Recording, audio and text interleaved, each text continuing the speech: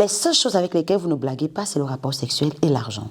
Lorsqu'une nana vous donne un rendez-vous, vous êtes pile poil là, à l'heure. Vous ne pouvez pas le louper parce qu'il est très important. À ce moment-là, c'est votre désir sexuel qui prend mais toute la valeur du monde. Or, pour prendre cette décision d'aller même au lit avec cette femme, tu as besoin du discernement. Parce qu'aujourd'hui, si tu comprends que tu as de la valeur, alors tu comprendras que tu ne peux pas aller au lit avec n'importe quelle femme. Salut mon roi, j'espère que tu vas bien. Il fait très beau de notre côté, voilà, ici en Allemagne, il fait super beau.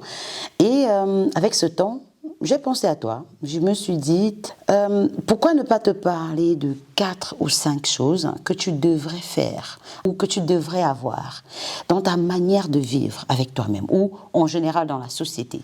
Donc, ce sont des choses très importantes. Déjà, avant de commencer, si tu ne me connais pas, je suis Solange là, experte en renforcement de la masculinité. Ici, chez moi, tu es au bon endroit, au bon moment et avec la bonne personne. Parce que pour une fois, tu as quelqu'un qui va te parler comme une maman, comme une pote, comme ta meilleure amie, sans tabou. Déjà, je te conseille de regarder cette vidéo jusqu'à la fin parce que les 2 dernières choses que je vais partager avec toi sont pour moi les meilleures. Tu dois absolument les avoir dans ta vie masculine. Alors, la toute première chose que tu dois faire en tant qu'homme, c'est de valoriser les personnes de qualité qui sont à tes côtés. Dieu utilise toujours des humains comme toi et moi pour faire grandir notre potentiel, notamment le tien. Tu as peut-être un ami qui te fait rire tout le temps. Donc, lui, il est dans ta vie pour te déstresser. Il y en a qui vont croire en toi, qui vont t'encourager, qui vont te dire, mais va de l'avant. Il y en a qui ne peuvent rien te donner, mais qui peuvent prier pour toi. Donc, tu dois apprendre à les découvrir, à les identifier autour de toi, à les valoriser. Malheureusement, nous vivons dans un monde où on a banalisé la bonté. On a banalisé les efforts fournis par d'autres lorsqu'on a besoin d'eux. C'est-à-dire que c'est devenu normal que quelqu'un vienne t'aider. Tu vois quelqu'un qui, lorsque tu as deuil, il vient transpirer. C'est lui qui va porter les choses lourdes, s'épuiser pour que toi, ton affaire marche bien, pour que ta cérémonie se passe bien.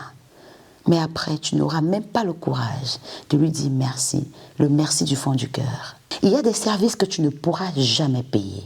Jamais, je dis au grand jamais. Lorsque tu as besoin d'être consolé, véritablement, lorsque tu as besoin que quelqu'un prie pour toi, ce n'est pas l'argent qui va le faire. Il faut être intelligent.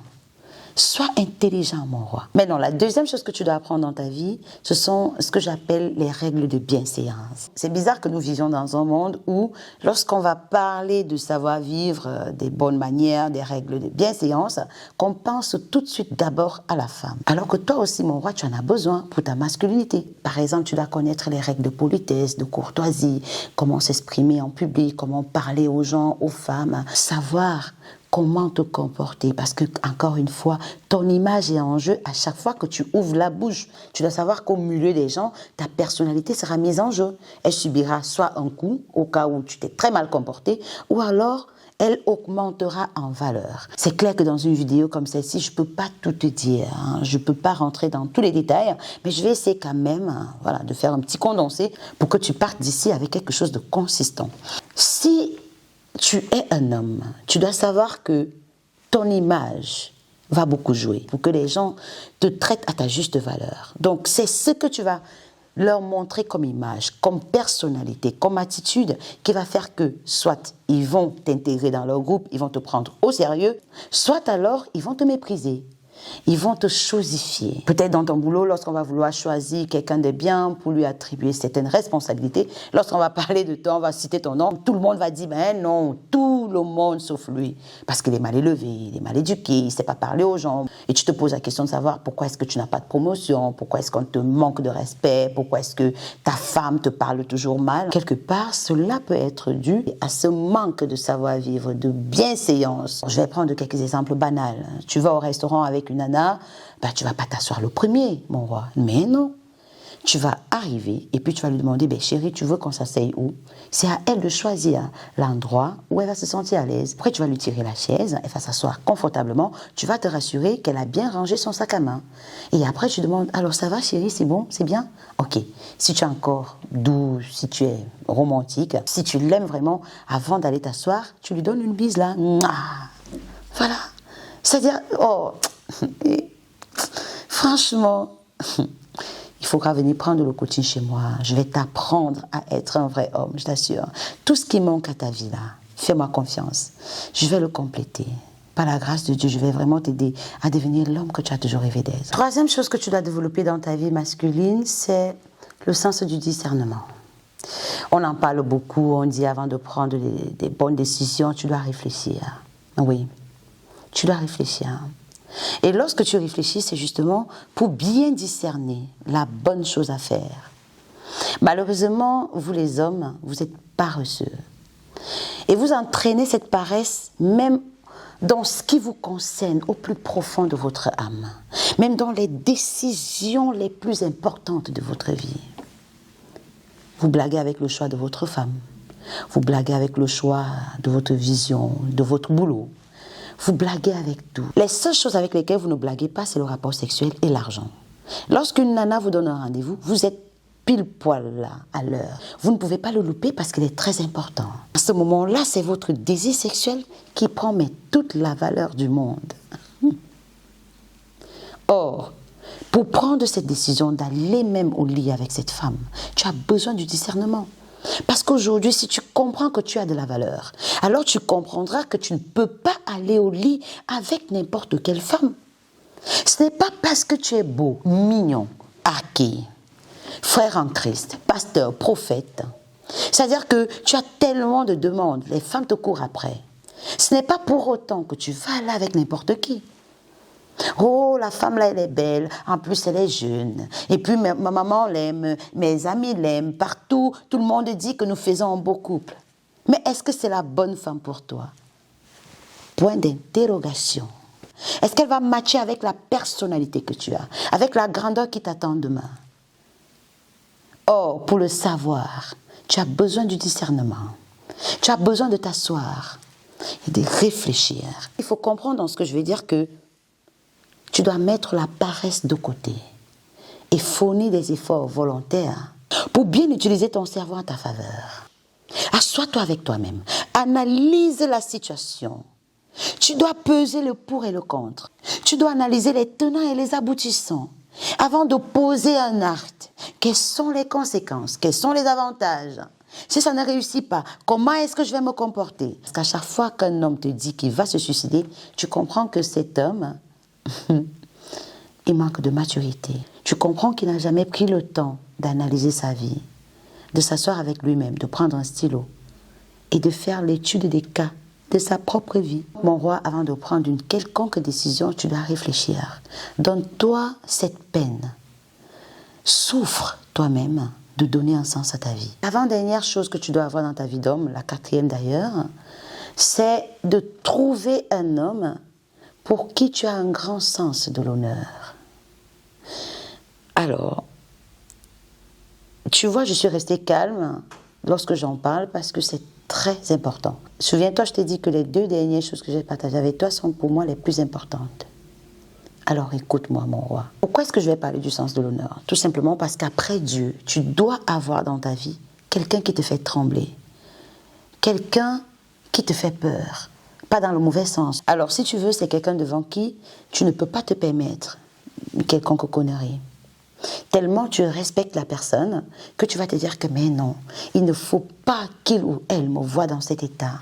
Ce sera une honte. Je ne veux pas le déshonorer. Je ne veux pas le trahir. Je veux pas, je veux pas le rendre ridicule. Je veux pas qu'à cause de moi, il ou elle se sente mal. Je veux dire quelqu'un pour qui tu as du respect. C'est-à-dire que si un jour tu te retrouves en train de te bagarrer dans la rue, lorsqu'on va te dire que voilà tel qui arrive, tu vas trembler, tu vas te ressaisir. Tu dois avoir ce genre de personnes dans ta vie. Généralement, ce sont nos parents qui jouent ce rôle. Sauf qu'il y a beaucoup parmi vous qui ont banalisé la présence de leurs parents. C'est-à-dire qu'ils peuvent faire l'amour dans la même maison que leurs parents, pousser des cris et ils s'en foutent. Oh, la personne dont je parle, c'est justement cette personne pour qui tu as de la pudeur. C'est-à-dire que quand tu vois la personne, tu te mets au pas. Un peu comme un policier, un militaire, allez, qui voit son chef et qui se met au garde à vous. Ouais. Et ce, dans le bon sens, bien évidemment. Alors, pendant que j'en parle, ça me rappelle un homme très bien que j'ai rencontré, mais qui malheureusement n'avait personne qui représentait ce sens de l'honneur. C'est-à-dire que c'est lui-même qui faisait ses lois et qui pouvait aussi les défaire à tout moment. Il décide de ce qui est bien, qui est mauvais. C'est lui qui est rebelle, c'est lui qui juge tout le monde. Et il ne se fait juger par personne. Et il affirmait tout le temps qu'il n'y a que Dieu qui est son chef, qui est son maître, qui est son père spirituel. Aucun homme sur la terre ne peut être son père spirituel. Après, je peux comprendre parce que, oui, il était contre les pasteurs. Il en est peut-être encore, hein. Je ne sais pas s'il a changé maintenant. Même de ce Dieu-là, malheureusement, il ne suivait pas des consignes. Donc, il lui avait désobéi. Il était capable d'aller avec des femmes, coucher avec elles, hors mariage. Il pratiquait la fornication sans gêne. Donc, finalement, d'après ma petite analyse, j'ai conclu que c'est quelqu'un qui vit dans un libertinage. Il veut faire les choses comme lui, comme bon lui semble. Alors, un tel homme qui n'a peur de personne, et ça encore, ça prouve à quel point cet homme est chargé de lourdes blessures émotionnelles. Comment est-ce que tu feras pour le lui faire comprendre, puisqu'il est le sabi-tout de sa vie? Il sait tout, il connaît tout, et les autres ont tort, sauf lui. Et ce n'est pas bon. C'est ce qui fait que beaucoup d'hommes aujourd'hui restent des rebelles.